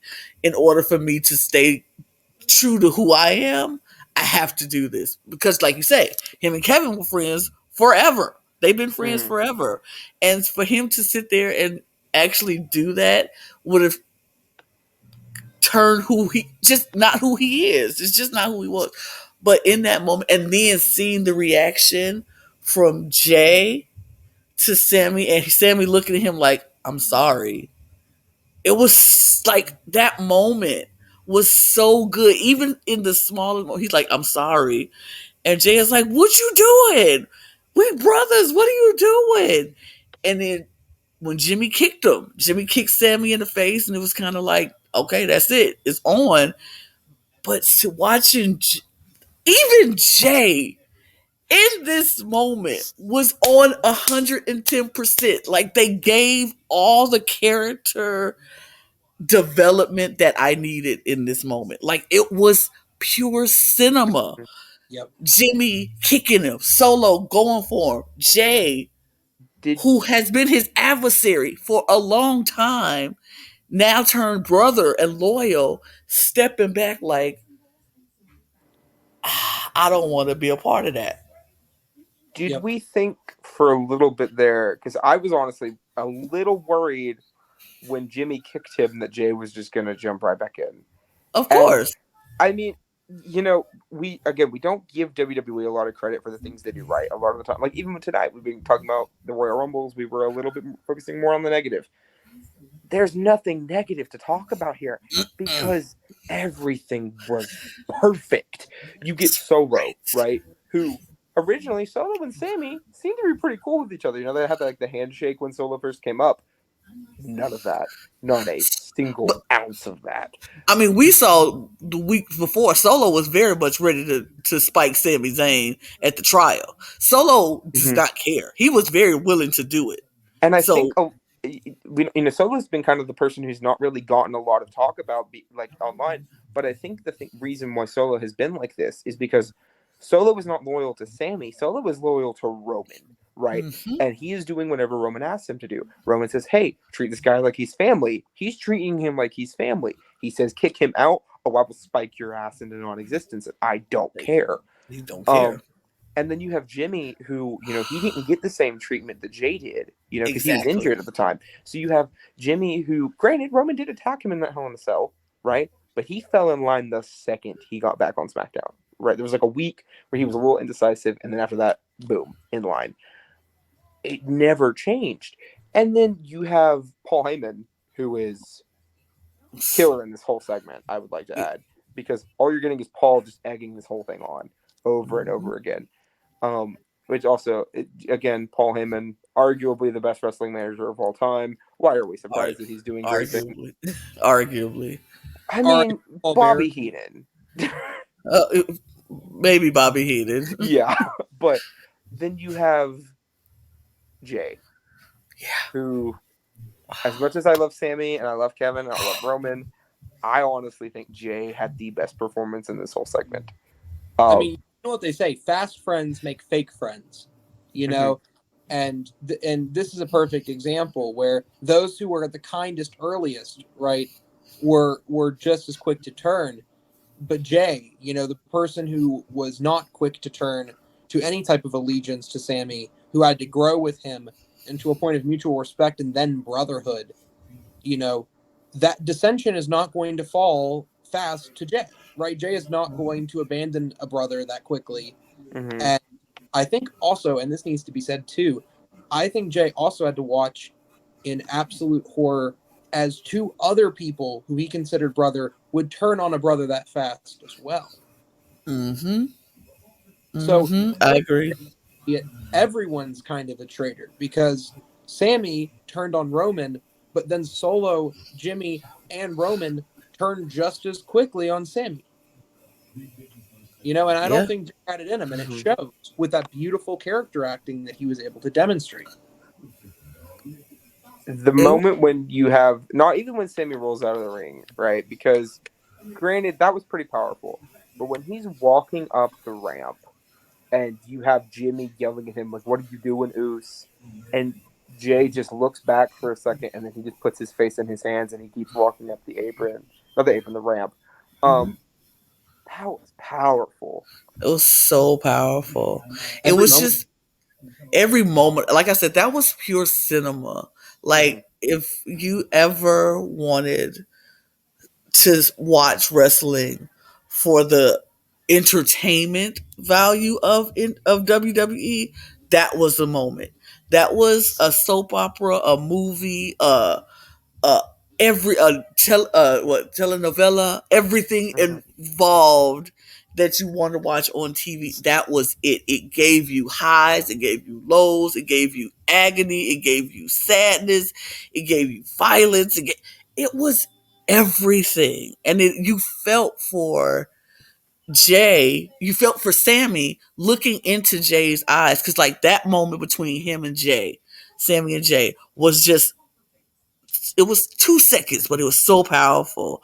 So I just feel like that was one of the I was very much invested. I was very much in tune to what's happening. And still today, I'm still in tune. Like even the after effects, like they're playing this up so well. Like Jay tweeting out, I'm done.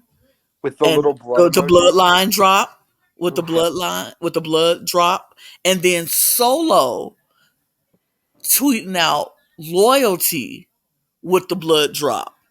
It's like they're still playing these parts even after and on on social media, and it's just like okay, then we have to wait till Friday Mm-hmm. for any answers or lack of answers. You said this earlier, Wes, and I agree with you. This Royal Rumble brought out more questions than it did answers. And so that just builds up the rest of like for Elimination Chamber, the Raws and SmackDowns to come up to WrestleMania. When are we going to get these answers? Like what's going to happen to the bloodline? Who's going to be faithful with the bloodline? Is there still going to be a bloodline? And then all of the other questions with all of the other championships and things like that. I just felt like this Rumble, Yeah. they ended it on the perfect note because Mm-hmm. that's all anybody is talking about right now. I also just want to mention that this is going to sound really stupid in comparison to all this stuff. I'm very happy that The Rock had nothing to do with this. As much as we were kind of joking about it in the predictions videos, like if the Rock shows up, I'll give you both $10, like whatever. Which also, Lewis, haha. But I'm just kidding. But I'm so happy he didn't show up because I don't feel like it would have been as emotionally resonant. Um, Yeah. because if The Rock shows up, there's no avoiding what's going to happen at Mania.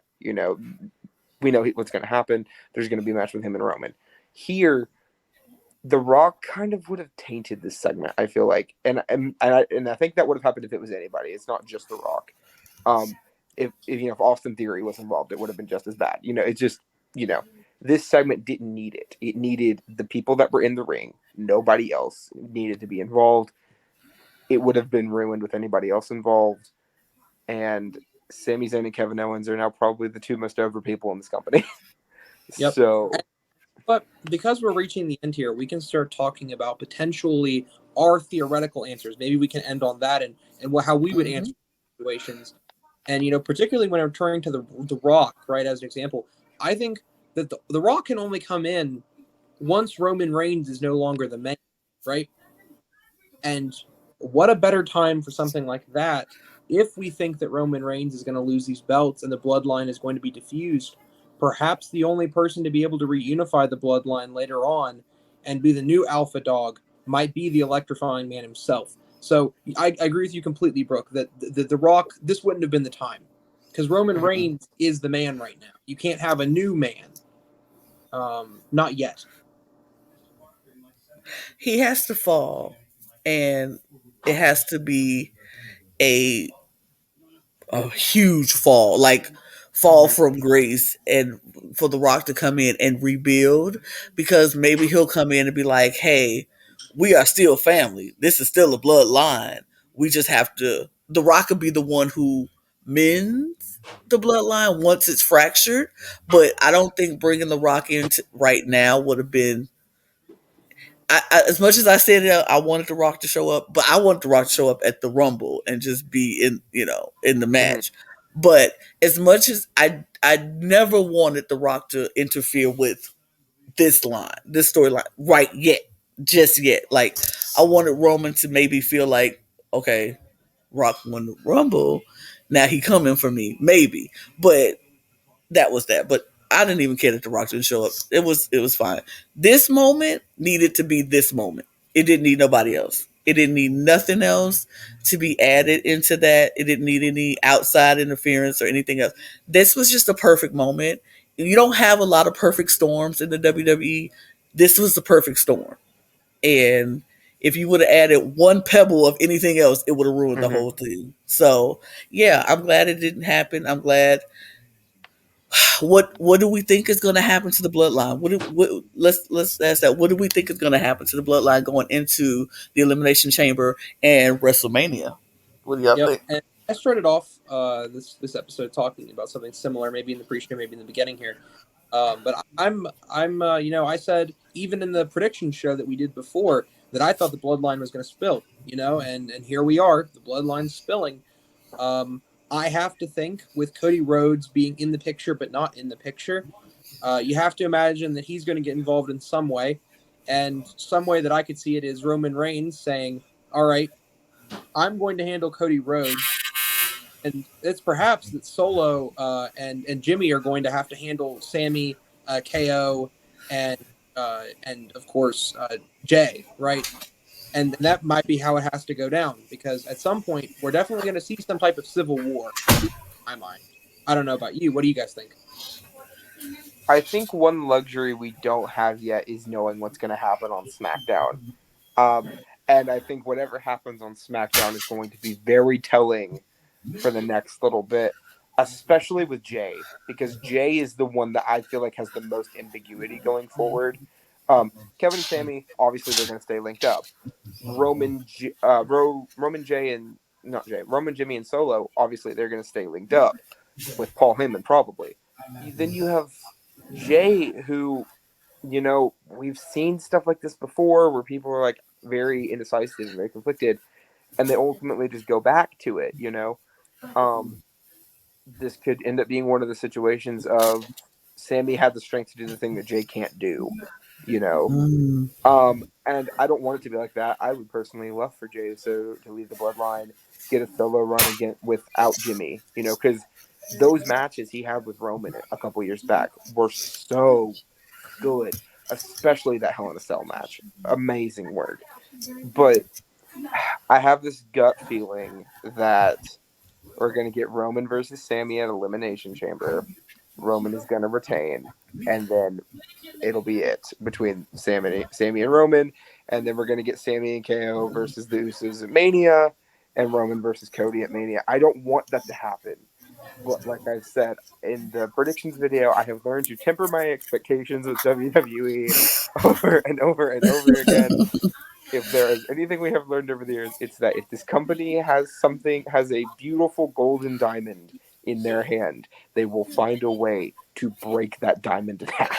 But also, So, to be specific, Vince is very good at shattering that diamond for a 6-foot muscular man. But true. I think that we might see the new Triple H style of booking come through here. And why have Jay walk out if they're going to only a week later go back on that? So I was in complete agreement with you until that night. I don't think we can see Yeah, Bruce versus Sammy Kevin Owens any longer. I don't think that I makes don't sense. think so either. What do you think, Lana? I don't think that. I don't think we're going to get the Sammy Kevin against the Usos because I don't think I agree with you. A walkout on Jay doesn't make sense for him to just go right back into being. I think they could force the Usos because they are the champ. They have to fight because you are the reigning tag team. Saying either you go fight or you forfeit. I don't think either one of them is going to want to forfeit, and they are brothers still. And the problem is not with Jimmy and Jay. The problem is with Roman and Jay and Sammy and Roman. You know what I'm saying? It's not Jimmy and Jay. It's not the Uso who beefing. Now, I think they will be forced to wrestle and defend their championships because they do have that number one contenders match going on. Whatever. They go have to fight at that SmackDown championship. I think they're gonna lose. I think they're gonna lose because they won't be able to get on one accord because it's going to be too much going on between why aren't you coming back to us? I don't want to be a part of that. Blah blah blah. That torment. As far as elimination chamber though, I I would hope they don't make Roman fight Sammy at elimination chamber because I think that's stupid and we all know what's going to happen. Sammy will not win that match. I want Sammy Roman at WrestleMania. That's what I Agreed. want. That's what I want. I want Sammy and Roman at WrestleMania. I want Cody and Roman at WrestleMania because you have two belts. You have to fight twice. I That's mean, just the heck, nature of the beast. you could even do a triple threat. Okay, Or triple. like they've done it before. WrestleMania 30 happened. Like, I mean, granted, it would be Uh, much easier to just have one title match on each night. yeah, But okay, but off this subject because at this point we really kind of just have to wait. until SmackDown, Do really. we have any predictions for the two elimination chamber matches? Like any early thoughts about what could happen? Because we know 4 of the people in the men's elimination chamber, and the other 2 are going to be in qualifying matches next week. So right now we have Well, Austin Theory defending the U.S. title against Seth Rollins, Johnny Gargano, and Bronson Reed. All 4 of them are confirmed. And then either Angelo Dawkins or Damian Priest will take one slot, and then either Elias or Montez Ford will take the other slot. Do we have any thoughts on who could well, take those slots? let's easily talk about this, right? Because I think there's a prediction that all 3 of us can agree on. Alexa Bliss is going to be fighting Bianca Belair at WrestleMania, but Alexa Bliss won't be fighting. Twisted Bliss will be fighting Bianca Belair, and that means at Elimination Chamber we are going to see Twisted Bliss take Elimination Chamber. I don't agree. I do not agree even a little bit. I think the beauty of the Bray Wyatt verse is that it can be intimidating and threatening without needing a championship. And that's always been like the big part about Bray Wyatt. A lot of people are like, oh, Bray Wyatt loses big matches, right? But Bray Wyatt doesn't need to win championships, right? When you put somebody with a championship, they eventually have to lose that title, right? It's the same reason like the Undertaker never really held the title very often either. He's only a 6-time world champion, and that feels wrong when you think about like the fact that he was in the company for 30 years as this big, over the top, like the final boss, if you will. I don't think they need to put Alexa in the title match at Mania. I don't think that would be what her character needs. I also don't. I think she might even be in the Elimination Chamber, and I think after the Chamber is when she'll finally, join the dark side, if you will, with Uncle Howdy. I don't think she should win it. In all honesty, I think it would be really compelling if, she kind of, rejected it for a little bit on TV, a little bit further, right? Goes into the chamber, is like the first person out, right? Gets eliminated by like a roll up by Nikki Cross or something, right? Because they have history. Um, and then after that, that's when Alexa feeds into it. Um, Personally, I would find that more compelling. I don't think she needs a title match at Mania, especially when you consider the fact that we have two really good options just sitting there in Asuka and Liv Morgan. If you put Alexa Bliss into that match, you are going to make Asuka take a pin, and we don't need that right now. And also, Liv Morgan was final two in the Rumble, which typically means that they have something planned for you at Mania, and they want people to have you in their mind. But I mean, historically, like when I think about it, historically that has been the case. The only exception to that I can think of is Santino Marella in 2011. But you know, you remember that, Lana. I know you do. Yeah, it just hit me when you said. I Yeah. was like, oh God, no. Yeah. But personally, as much as I think she has a very good chance of winning, I don't think she should. Um, but we'll see. We'll see when Elimination Chamber rolls around. Elimination Chamber is only a few weeks away. It's Certainly. February 18th. I have to. What's your prediction? Pick a name. Okay. Okay. In the women's match, okay, so I'm gonna predict the fifth spot first because I think the fifth spot's more interesting to me before we go into like the winner. I think the fifth spot is gonna end up being Carmella. I don't want it to be Carmella. I would much rather it be any of the other three ladies that are in this match. Personally, I would pick Piper Niven just because she just came back, and also you need to sell her as this like you need to sell her as different than Dewdrop, right? Because if you like, oh, it's just Dewdrop with a different name. No, like you need to make her have a defined character and a defined moveset and a defined everything that she didn't really have as Dewdrop. Right. But they're probably going to give it to Carmella since she also just came back and had a segment with Asuka.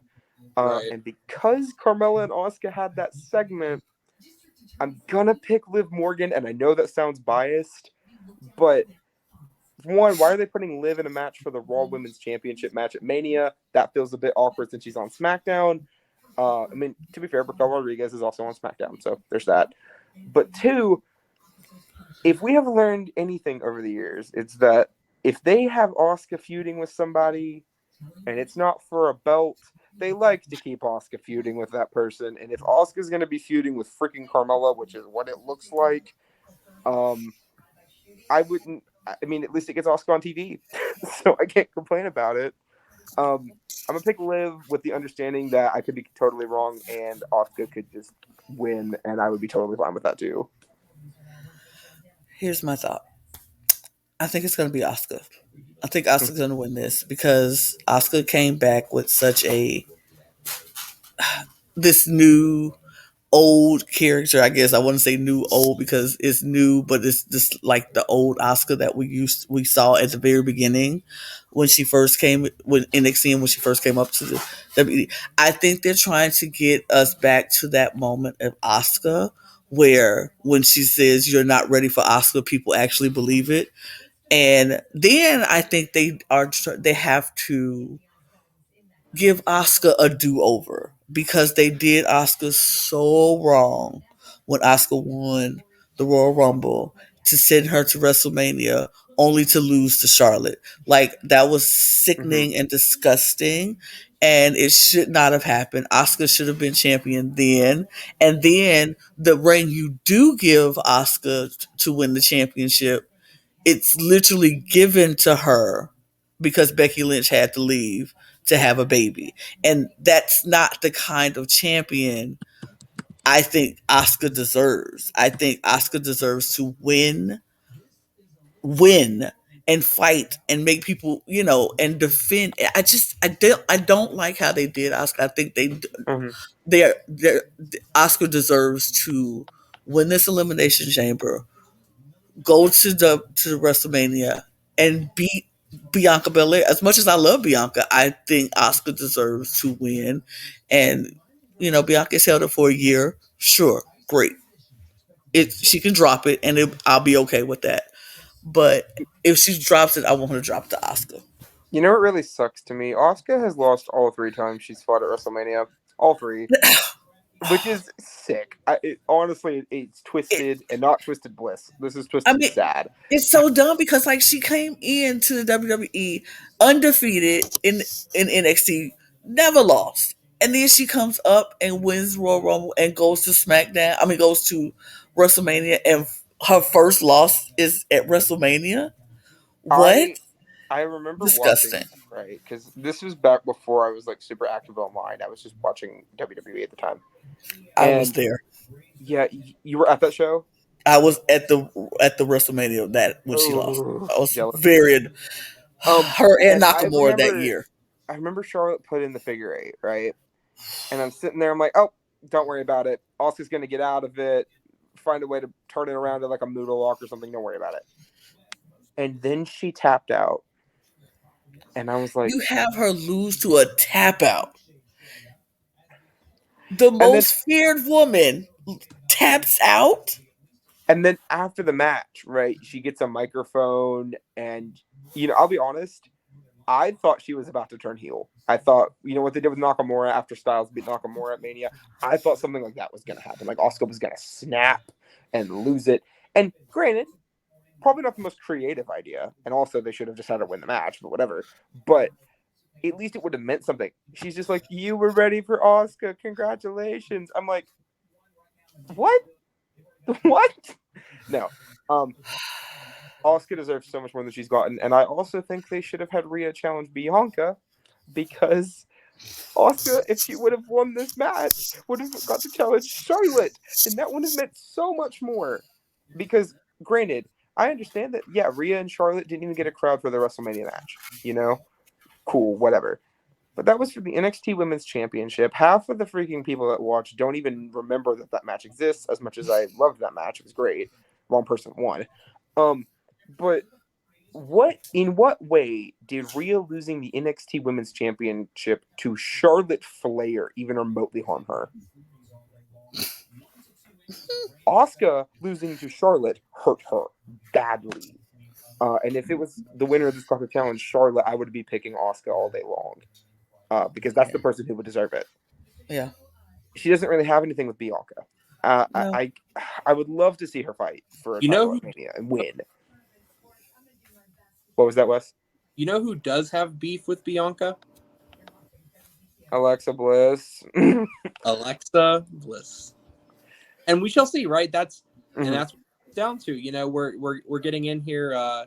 We've been at it an hour and 50 minutes, but that's what it all really boils down to, right? Is we'll see. A lot of questions to be answered, but yeah, Twisted Bliss does have a thing to say to Bianca Belair, I think, at WrestleMania, but we'll see. Okay. I mean, I'm not against that either. Yeah. Okay. Quick question on the men's elimination chamber. Last thing. Austin Theory, Seth Rollins, Johnny Gargano, Bronson Reed, either Angelo Dawkins or Damian Priest, and either Elias or Montez Ford. Okay, Damian Priest is going in first. Damian Priest is going to beat Dawkins, and Montez is going to beat Elias. That's what's going to happen. That is exactly what I think is going to happen too, because I think the Street Profits are about to break up. Yep. And Dawkins needs to be the one to turn heel on Ford, 100%. I honestly think there are two people that have a reasonable shot of winning that match. Either Austin Theory retaining or Bronson Reed. I could see either one of them winning, especially because we know Seth Rollins is probably going to be fighting Logan Paul at WrestleMania, which choices. Yeah. Which honestly, that match will be great though. It's going to be a good match. I think it's going to be a good match if they do. Because, yeah. The only thing I have to think of is they're going to have Bronson Reed eat a pinfall here. And I don't know if they're willing to do that yet. So I'm going to pick Bronson Reed, even though it's probably going to be Austin Theory retaining. But Bronson Reed. I don't really know. I'm not really invested in this match. If I'll be honest, can I just be honest? I'm just really not, because number one, I'm not a fan of Austin Theory. Don't really like the kid. Kind of wish he'd go away. So if anybody's gonna beat him, great, do it. I don't care who. I really don't care who. I just want anybody to beat him. So Bronson Reed, I don't think it's gonna be Seth, because like we said, Seth is gonna fight Logan at WrestleMania. So Bronson, if you're the guy, Just do it, and so he can go away. I don't think they're gonna let Montez win it. Although it would be nice, it would be interesting, and I think that would be definitely a way they could start the breakup of the Street Profits. Because if he is holding the United States Championship, he won't be fighting a lot with Dawkins for the tag team stuff, and that's going to grate his nerves. And if they wanted to take that route, I don't know if they want to do that right now or that how they want to do it, but I do think the Street Profits is going to come to an end soon. I think Dawkins is going to get tired of the shine that Montez Ford is getting. And so, sure, Montez can win too. That'll be great. That'll be fun to see. And I think he'll be a great United States champion. The reign will be fun. Mm-hmm. I mean, But you also got to think Johnny Gargano and Austin Theory have a lot of that's history there. True. So he could do it. I'd love to see Gargano win because, being real, he hasn't really gotten a ton since he's been on the main roster. True. And also, we got to think Johnny Gargano versus Austin Theory would be a majorly great storyline for Mania. So I could see Gargano winning here as well. So I mean, honestly, I can see that too. Yeah. I just want anybody to be Austin Theory. Let me just be honest. I don't care. As soon as whoever wins, I'll be happy as long as it's not Austin Theory. But remember when that Dum Dum cashed in the Money in the Bank briefcase in the U.S. title? Anyone remember that? And he lost. Anyway, so Reed, what do you think? Well, I mean, it's very simple, right? Wesley Reed has to root for Bronson Reed. It's that simple. You know what? I'm here for that. Like that makes sense. That's very simple. I like the way you think, man. I like the way you think. That's simple for me, not Austin Theory. That's like seriously, not him. For me. But we're on the same page here. Yeah. Anybody but Austin Theory. I think that's the consensus. But on that note, we know we have a lot coming up with the Elimination Chamber, and we'll probably be back here talking about that because why not? But yeah, we appreciate everybody for watching, sticking around with this long hour and almost 2 hour podcast. We have never done an almost 2 hour podcast about wrestling, but that's what happens when you get fans together and we have to break down every inch of every part of every show that happens. But if you like what you see, follow us, like us, subscribe. Follow us on Twitter at @thecup_reality. Follow us, Wes does not have a Twitter, so I couldn't put him up there, but it's okay. He's still a cool guy. It's cool. But follow me and Brook. We're on there. We're on there. We got some good stuff we talk about from now and time again.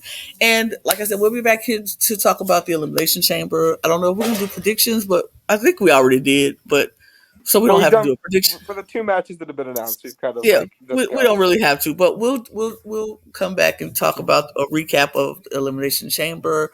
And if you feel like if you're a wrestling fan and you want to join us, hit me up in the DM, and we'll see about having you on our panel. Because as you see, we're cool people, and we would love to have you. And don't forget, we got NXT Vengeance Day on Saturday. We're not covering it. We are not covering it. But if you want to get some really good wrestling content in your veins this weekend, feel free to check it out. The show is going to be great. A lot of really good stuff going on. New Day is going to be on it if you know who they are. So there's that. But yeah, it's going to be a great show, and I'm going to be watching. So I hope you all have a good time watching it as well. Yeah, then I think that's going to be it for us. So thanks for joining. We'll see you all the next time around. Peace out, guys. Bye. Bye. Bye. And bye. Bye. It'll show. Bye. It's showing. There it is. Bye. It's showing. There it is. There it is. Bye. Bye, y'all. Goodbye. Please leave. We're done.